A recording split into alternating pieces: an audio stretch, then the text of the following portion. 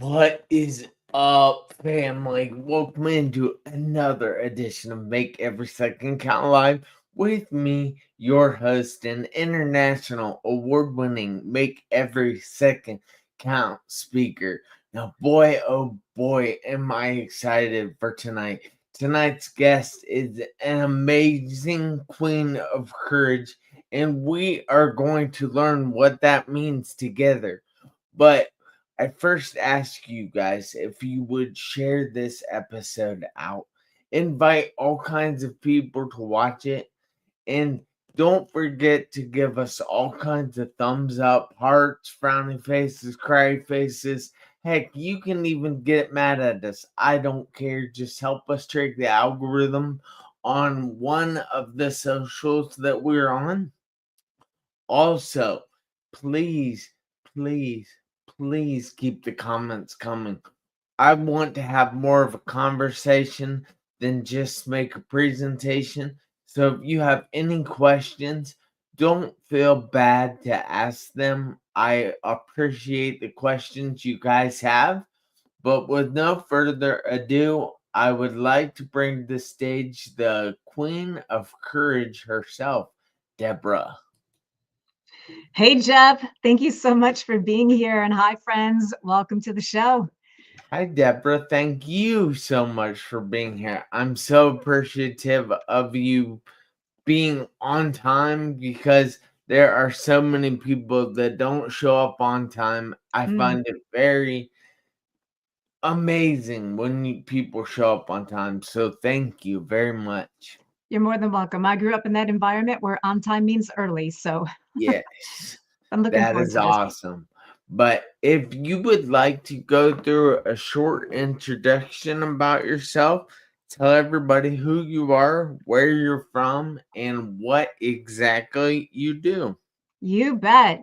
So, yes, I'm Deborah Sweet. I am located here in beautiful San Diego, California. I've been out here for quite some time. And what do I do? Well, that's a loaded question. I will tell you, most people, what they tell me is that I inspire them. I inspire them to have the courage to find the hope again to go do the very things that they've always wanted to do. So I do that through my words and the things that I do inside of business and some music performing. I've got a very eclectic background, but what I do is I help people go for their dreams. That sounds really cool. I appreciate people to do that because I have a friend of mine that she is known as the potential finder. So Oh, she claims, which she kind of does, that she sees the potential in people before they realize they have it, and I find that to be very cool. it is very cool. Sometimes when I'm, well, not just sometimes, many times when I'm working with clients, I talk about I'm digging for the golden nuggets. I'm digging for the good stuff that's in there. So it's fun, helping people get to the point where they realize that it doesn't matter. Like this is a little bit about who I am and how I approach life, living, and business. Is it doesn't matter where we've been, what we've gone through. My platform, my stance, if you will, is I want to encourage you and help support you to go for your dreams. You were given a dream for a reason. You were given a vision for a reason. You're the right person to have that vision. And unfortunately, too many times inside of business, inside of school, friends, family, they talk us out of going for our dreams. So many people show up doing things without vision, which means without vision, they don't always have hope. And without hope, life is not always all that fun and rewarding. So I like to reverse engineer that. Let's dig for the golden nuggets. Let's get you dreaming big and help you go for it. Yes, that is amazing. So I know personally because you see, my background is when I was 17 years old, I was in a severe car accident. I Mm, spent 2.5 months in a coma and 3.5 in the hospital. I was told I would probably never walk again. But guess what? I'm doing it now, and I have spoken all over the world, spoken all over the United States, and I am pumped up to say that I did that while walking. It doesn't matter that people doubted me because I knew I could do it.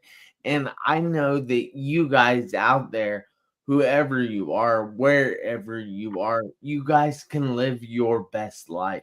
Mhm. I know Absolutely. life has a tendency to throw things in the way, to try to hold you down from climbing that ladder that you want to your best life.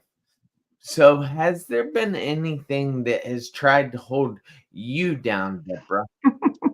My friend, that's a loaded question, and it would take a very long time to answer. So I'm just going to say yes. Not just anything, but a multitude. I call them influencers. Influencers can be internal, meaning what's in my head, what's in my heart. They can be external, meaning friends, family, situations, circumstances. And most people have many of these things that influence our thoughts, our decisions. And so, yeah, from a very young age, I had quite an eclectic upbringing. So I'll just kind of set the stage here.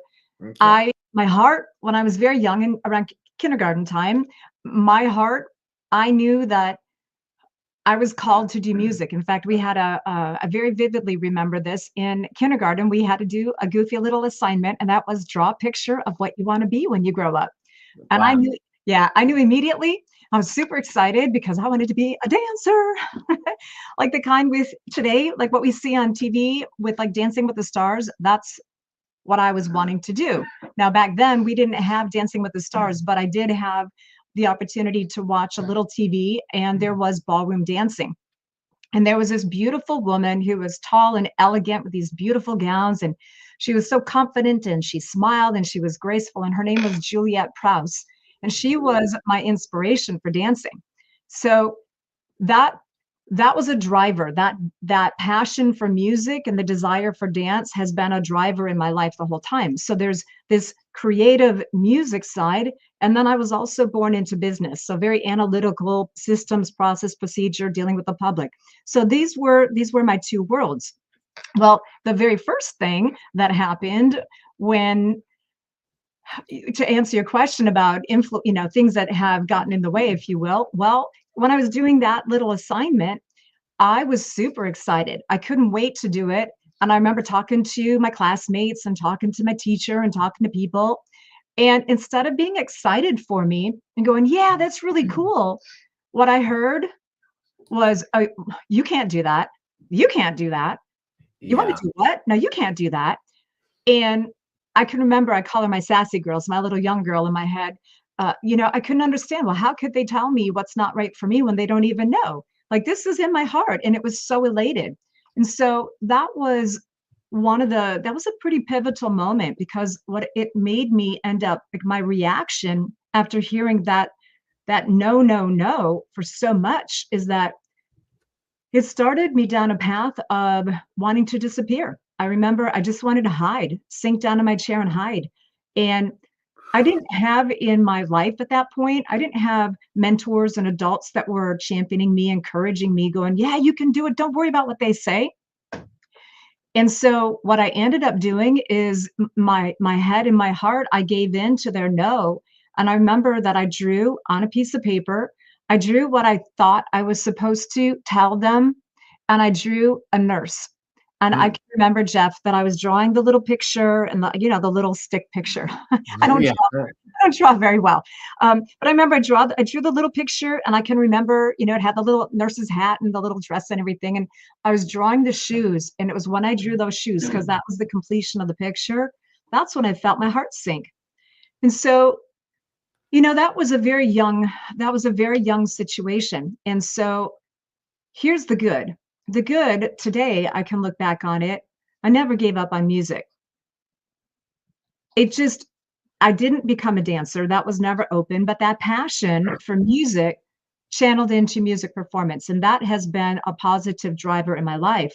But yeah, there's been a lot of influences. And Jeff, we kind of spoke a little bit offline that, like you, I also had a very unexpected accident. I had a lot of health issues, and one that definitely changed my life was that I didn't get hit by a car. I was on a bicycle, and I was trying to avoid getting hit by a car, and in the moment, my bike went out from underneath me, and I slammed headfirst into a concrete building. So, Oh, unlike you, mine went undetected for over 30 years, and so wow. I've had seasons of life that showed up where I lost my ability to talk and move and function, and it's a very involved story. So the good, we talk about you introed me as the queen of courage. Well, it was my girlfriend, my girlfriend Shauna. She's the one that gave me these labels of. She goes, "You're the queen of courage and the rock star of resilience and the goddess to get it done." I'm like, I'll own that, okay, because in that time of what's taken me out? Oh my gosh, so many things. So many things knocked me down, leveled me out. And, that courage part comes up to how do you get back up? Being resilient is important. And I noticed that, most of my years, maybe this is a benefit of the brain injury. Um, it was sometimes really easy to just, okay, get back up and dust things off. But there Yeah. were many other days that no, it wasn't. In fact, some of the toughest stuff I've gone through has just happened in the last couple of years. And the tough stuff is it's the internal growth, it's the internal healing. And when you go for big dreams, and sometimes the dreams don't come to fruition the way you think they're going to, I've had some really, really intense situations that emotionally took me down so much. It's like, oh my gosh, how do I get back up from this? So, I walk the walk, and I do my best to be very real. That's what my people that really click with me, that we use the word real. Um, I don't show up as a victim. I've worked very extensively on my my mental health, my emotional health, my physical health. And the good is that because I've now since rehabilitated from the brain injury, which that was very extensive, I'm going for the big dreams. And I'm kind of doing life backwards. And that takes a lot of courage. Where a lot of people are slowing down, I'm ramping up. So um okay, I'm gonna stop there because you just laid a loaded question on the table. So You're fine and dandy. I love all your answers. But thank you. since this show tries to help other people, Mhm. I need to say hello to a few people right Please. now. Absolutely. So I want to say hi to my dad. Thank Mm. you for watching, Dad. Hi to Amy Braun. Thank you so much, Amy. Hi to Terrence. Hi to Ben Bruce. Hi to I'm not sure how to say that, but I'll just say Alex, because yeah, I'm not trying that one. I apologize for that. But please tell us where you're from, guys. And if you have any questions, don't feel bad about asking them. I appreciate them. Each and every time one is in the comments, I try to say it. Oh, hi, Robert. And Robert says hi, Jeff, Hi, and Robert. hi, Debbie. So There you go. That's my good to young see one. you, Hi, Robert. Robert. All right. So I know that there are a lot of people out there that Mhm, are going through things mhm. and they don't have the best support system. And you were talking about a great support system that you had. And I know I certainly had a great support system. Now, what about people that don't have a great support system? So that's a great question. And when I look at different stages of my life, there were definitely many years, especially in my younger years, where I really didn't have a good support system. People didn't understand my visionary thinking. They didn't understand my wanting to rise above, I guess, circumstances. And so this is a good thing. I learned early on to lean in to the call of my heart and listen to my gut. If my gut instinct was go for it, I kind of learned to do this after a while. Yeah. Tune out their nose, but not in a judgmental way. I'm want to be real clear about that. It's not a judgmental way. It's more about boundaries. So boundaries for yourself.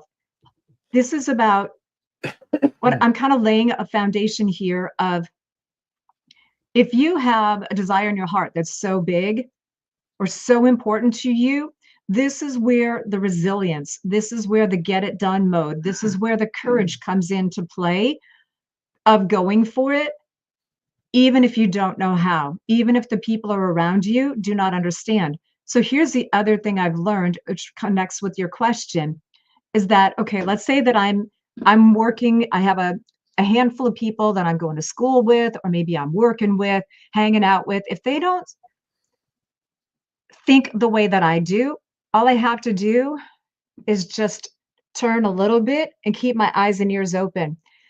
There's a phrase, Jeff, you've probably heard this. I don't remember who stated this, but there's a phrase that I love. It says, when the student is ready, the teacher will appear.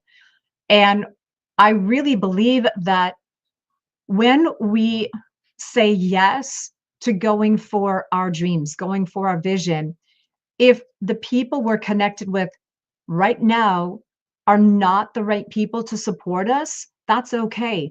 There's others who will. We just need to allow ourselves to look and pay attention a little differently, listen a little differently, and have the courage to reach out and talk to new people. And sometimes, why is this important? Well, when I go, my rehabilitation, it took a lot. I fired all my Western doctors after the second time I had significant health issues because they, like how you were told you would never walk, I kept what they wanted me to believe and what they were trying to diagnose me with was multiple sclerosis. And I kept telling them, you're wrong. You're wrong. Every test that they did came back negative. They were wrong. And so it took a lot of courage one day. I was fed up to hear. And at that point, my husband and I were together. And this took a lot of courage. And I told him, I told my husband, I said, I can't come back and do this anymore. I'm firing them all. And we got to figure this out on our own. So I took a different path to learning about how the body heals itself. And so through that, I developed a team of well care providers that helped me through some tough times without having to do surgery and medication. So, how does this relate to the everyday person? Well, number one, it's really about how important are your dreams? How important are your goals? And I'm not talking about making money. Let me be really clear about this. There's many people right now where there's so much in the world that's going on that the focus about making money, first of all, I want to state it's important. I totally understand that. The problem is, and I love this as a visual, if our focus, actually, let's see if I can do this here. I've got some dollar bills here. If our focus is so tight on making money, I can't put anything else in. My grip, I'm gripping so tight on this that I miss all the opportunities. So making money for yourself is really important. When you're talking about having people that support you, though, the drive that I'm talking about is bigger than the result of money in the bank, money in your hand. Does that make sense? Yeah. So why is that relevant to what we're talking about? Because when it comes to having a community of people that believe in you and support you, even if what you want to do might be contrary to what we've been taught to do with our life, like what we've been taught to do, get up, go to school, get a degree, go to college, get a job, work, get married, have the family, get a, maybe get a house. That's like the typical American dream. And that is good. However, if along the way, what you're doing has been greatly influenced by what others want you to do instead of what that call in your heart is, a lot of people end up without hope, without happiness, without vision, and many people just hate what they're doing. They show up to work grumpy, they show up to work with an attitude. And it takes courage to go, you know what? I need to do something different. When you make that decision, right there, that decision can happen really quick. You make that decision, I need to do something different. I've had this idea and I want to go for it. Even if I don't know how, I promise you make that decision and you get committed to seeing it through no matter what. The courage kicks in to the decision, then the people that you need are going to show right up. They've probably already been around you, but you've been so focused on this other stuff that you can't see, like our eyes and ears get closed. You have the courage to lean into your heart and go for those dreams, those ideas. Boom, the world just starts to unfold. Yeah. Guys, check this out. This is why she's known as the Queen of Courage, because she's telling us that if we have courage to start something, to go for what we truly want in life, then are the resources and things that we need for that thing are going to come to us. The support system, I take it you're saying the money, the support system, everything else that we need, the knowledge even. Yeah. They're all gonna flock to us. That is amazing. Thank you. I want to share something else because I think this is really important. So when we're kids, Jeff, let me ask you, what was something that you loved to do when you were a kid? Like Play you just soccer. play soccer. Okay. So think back to when you played soccer. Was it kind of like an all-consuming thought? Yes. Like, yeah. So did you get to play it a lot? Yes. What did you have to do to make sure that you could play a lot? Practice, practice, practice. Did you play in school sports? Did you play in community sports? Like, where did you get to do games? Community sports. Okay, and I love soccer. I'm thinking of a memory way back in the day of watching little kids play soccer. It was so cool. Magnet ball. You got it. And so at that point, right? If you don't mind me asking, how old were you when you were doing that? Well, I started when I was young. Okay. So whenever they start playing soccer, up till about 16 years old. Okay, so you had some time in it. So as a kid, so here's what I want everybody to listen to. As a kid, we all did these crazy things. Okay, for me, I'll tell you a goofy story. So where I grew up, I was born in a city and then I grew up pretty rural.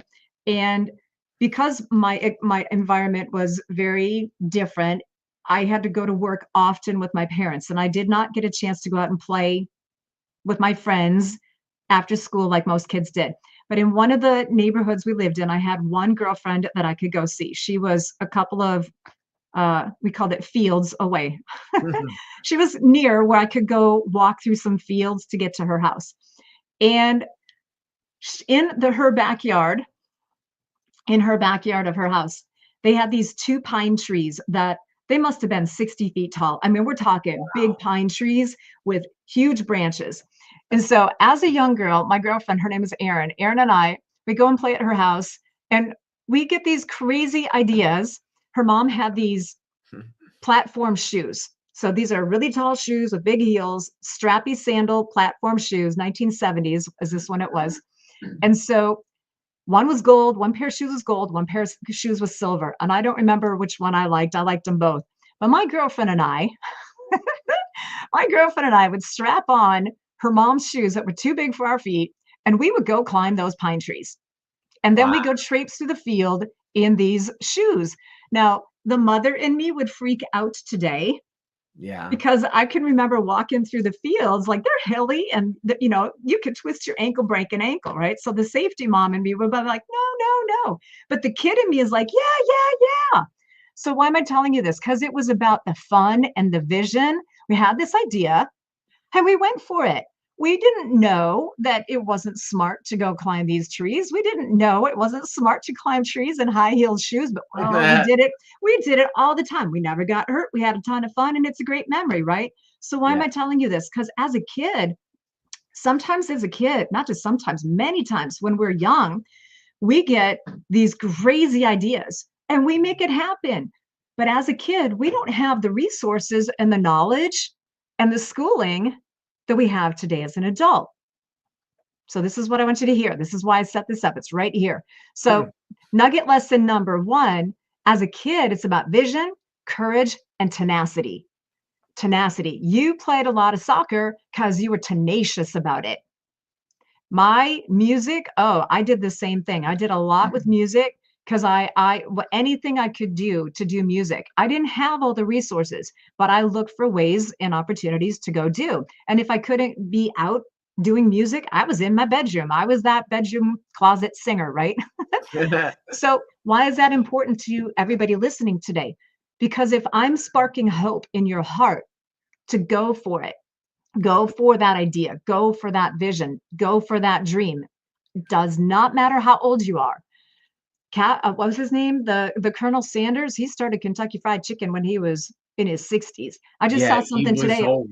right? It does not matter. And we live in a world today where entrepreneurship, the opportunity to go do a new job, a new field, a new career, we can do it better, faster, easier than we've ever done. But what happens as adults is that we get burned out. Our visions get snuffed out because other people tell us we can't. We tell ourselves we can't. So to turn that back on, we want to go grab that tenacious mindset of a young one.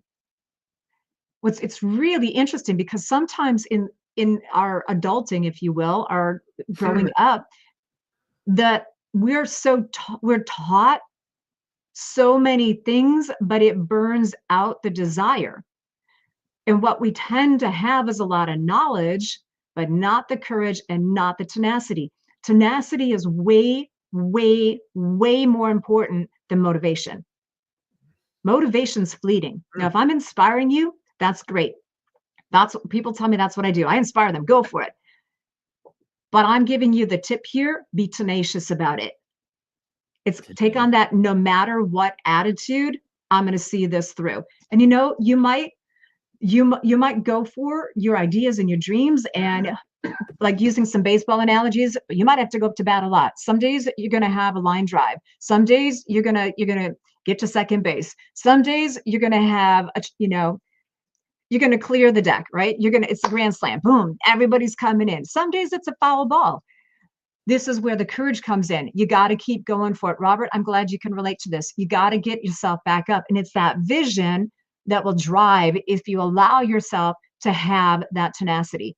Robert, that's awesome. What is it, if you don't mind sharing, what is it that you're going for? Wow. This has really been a great conversation, and this could happen for hours longer. Yeah, But I know that you have to get going.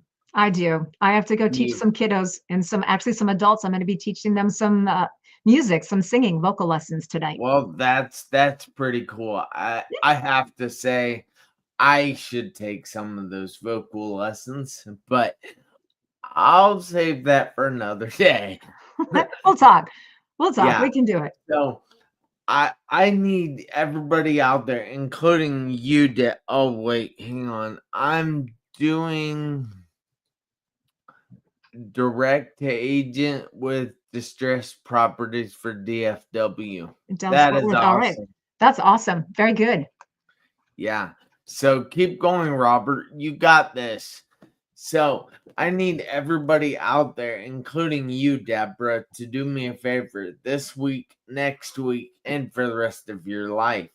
I need you to make every second count. Mhm. Why? Because you never know when those seconds will run out on your one life. I'll see you guys back here next Tuesday, 7 p.m. Eastern Time. And until then, have a fantastic week. Thank you again, Deborah. I'll Thank you, talk to Jeff. you soon. You got it. Thanks, everybody. Bye-bye.